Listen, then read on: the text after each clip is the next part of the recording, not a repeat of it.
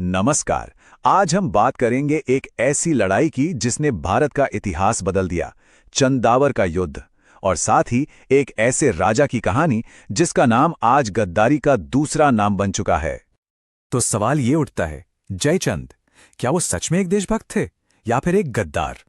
क्या उन्होंने वाकई एक बाहरी हमलावर को अपनी ही एक राइवल राजा के खिलाफ बुलाया था, या फिर ये कहानी उतनी सीधी है नहीं जितनी लगती है? चलिए इस पूरी कहानी की परतें खोलते हैं। सबसे पहले हम ये समझने की कोशिश करेंगे कि जयचंद के नाम के साथ ये विश्वासघात की विरासत जुड़ी कैसे। फिर हम उस दौर के बड़े खिलाड़ियों और उनकी राइवलरीज को देखेंगे, तराइन की लड़ाई की बात करेंगे और फिर आएंगे चंदावर के उस निर्णायक युद्ध पर। और आखिर में हम इस गद्दार वाले मिथक के पीछे का सच जानने की कोशिश करेंगे और देखेंगे कि इतिहास का असली फैसला क्या है।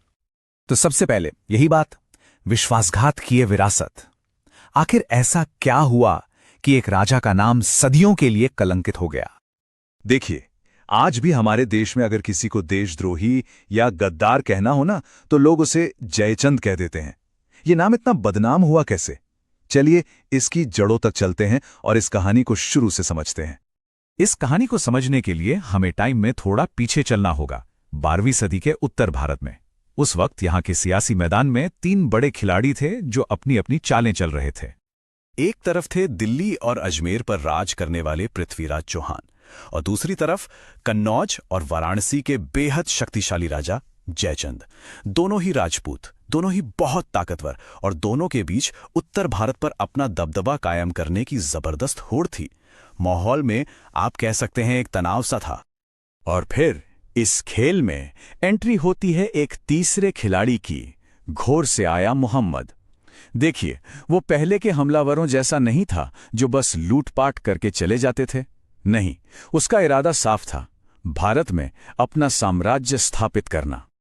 अब चंदावर की लड़ाई तक पहुंचने से पहले हमें उन लड़ाइयों को समझना होगा जिन्होंने, कह सकते हैं, इसकी नींव रखी थी। कुछ ही सालों के अंदर ना हालात बहुत तेजी से बदले। 1191 में तराइन की पहली लड़ाई हुई। इसमें पृथ्वीराज चौहान ने मोहम्मद गोरी को पूरी तरह हरा दिया। लेकिन गोरी सिर्फ 1 साल बाद 1192 में और ज्यादा तैयारी और ताकत के साथ वापस लौटा। इस बार नतीजा बिल्कुल उल्टा था।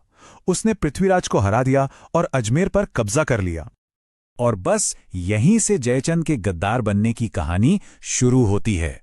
ये एक आम धारणा है कि अपनी पुरानी दुश्मनी की वजह से जयचंद ने तराइन की दूसरी लड़ाई में पृथ्वीराज चौहान के खिलाफ मोहम्मद गोरी की मदद की थी। अब कहानी में एक दिलचस्प मोड़ आता है, जहां इस तथाकथित गद्दार की अपनी किस्मत का फैसला होना था। पृथ्वीराज चौहान की हार के ठीक 2 साल बाद मोहम्मद गोरी ने अपना रुख मोड़ा। किसकी तरफ? अपने ही कथित सहयोगी जयचंद की तरफ। गोरी की सेना उसके जनरल कुतुबुद्दीन ऐबक की लीडरशिप में कन्नौज की तरफ बढ़ चली। और फिर चंदावर के मैदान में एक जबरदस्त लड़ाई हुई। जयचंद खुद हाथी पर सवार होकर बड़ी बहादुरी से अपनी सेना को लीड कर रहे थे, लेकिन तभी एक तीर सीधा उन्हें आ लगा और उनकी मौत हो गई। अपने राजा को गिरते देख गढ़वाल सेना के हौसले पस्त हो गए, भगदड़ मच गई और उनकी हार हुई। तो इन 2 बड़ी जीतों का नतीजा क्या हुआ? तराइन और चंदावर के बाद समझिए उत्तर भारत का पूरा नक्शा ही बदल गया। घुरीदों का एक बहुत बड़े इलाके पर कंट्रोल हो गया।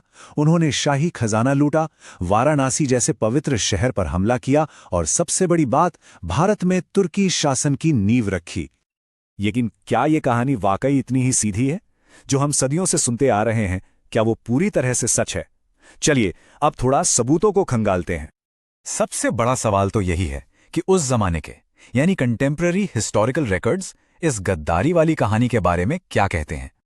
और हैरानी की बात यह है कि उस दौर का कोई भी बड़ा ऐतिहासिक दस्तावेज, चाहे वो फारसी इतिहासकारों का हो या चौहानों का, इस बात का जिक्र तक नहीं करता कि जयचंद ने गोरी को बुलाया था। बल्कि फारसी इतिहासकार तो जयचंद को इस्लाम का एक बड़ा दुश्मन बताते हैं, सहयोगी नहीं। तो फिर सवाल यह है कि ये गद्दारी वाली कहानी आई कहां से? इसका जवाब शायद इस नंबर में छिपा है। लगभग 400 साल, जी हां, जयचंद के गौरी को बुलाने की कहानी लड़ाई होने के करीब करीब 400 साल बाद की किताबों में मिलती है, जैसे कि अकबर के दौर की आईने अकबरी। इतने लंबे गैप के बाद एक नई कहानी का सामने आना अपने आप में कई सवाल खड़े करता है। दूसरी तरफ अगर हम सबूतों को देखें तो जयचंद की एक बिल्कुल अलग तस्वीर सामने आती है। उनके खानदान का मुस्लिम हमलावरों से लड़ने का एक लंबा इतिहास रहा था। वो लोग तो अपनी प्रजा से तुरुष्क दंड नाम का एक स्पेशल टैक्स भी वसूलते थे, सिर्फ इन लड़ाइयों का खर्चा उठाने के लिए। और तो और जयचंद की मौत के बाद उनके बेटे ने भी हमलावरों से अपने कई इलाके वापस छीन लिए थे।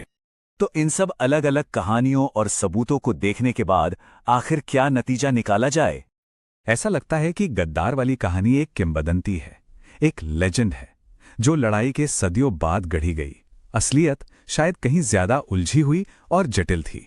हो सकता है दोनों राजाओं में राजनीतिक दुश्मनी रही हो, लेकिन शायद देशद्रोह जैसा कुछ नहीं था। खैर, जयचंद की भूमिका पर भले ही बहस चलती रहे, लेकिन एक बात तो बिल्कुल पक्की है, चंदावर की लड़ाई एक टर्निंग पॉइंट थी। एक ऐसी घटना जिसने उत्तर भारत का नक्शा हमेशा हमेशा के लिए बदल कर रख दिया। तो आखिर में एक सवाल हम सब के लिए है, इतिहास के उन किरदारों को हमें कैसे याद रखना चाहिए जिनकी असल कहानी शायद वक्त की धूल में कहीं खो गई है और जिसे बाद में नई कहानियों ने अपने हिसाब से लिख दिया है?